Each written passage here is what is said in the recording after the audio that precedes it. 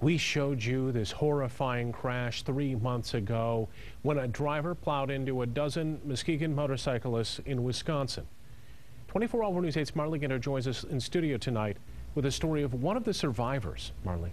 Well, Brian, that crash was in May, and it's taken all this time for one of those motorcyclists to get out of the hospital. Tonight, he sat down with 24-Hour News 8 to share his rough road to recovery.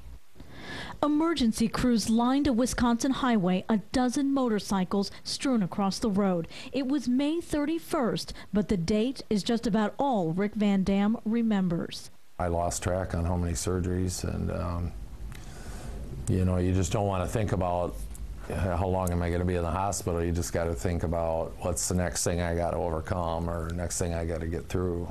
Police say Clinton Lovelace crossed the center line, hitting the 12 motorcyclists with the Muskegon motorcycle gang. Van Dam spent 3 weeks in a coma. When he woke, he didn't know he'd lost so much. 2 friends, Dan Winsemius and Doug Yonkers, and his left leg. He just kept trying to explain to him why he was there and what was going on and what was going on around him, and telling him you love him and that he's going to be all right.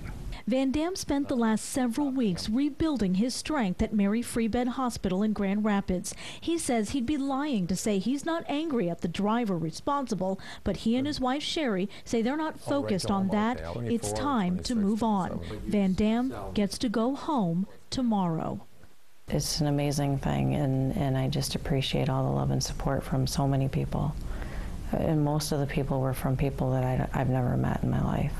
I'm just trying to do what I got to do to get home and get back to normalcy. And hundreds of motorcyclists are expected outside Mary Free Bed around 5 o'clock tomorrow evening to escort Van Dam home to North Muskegon.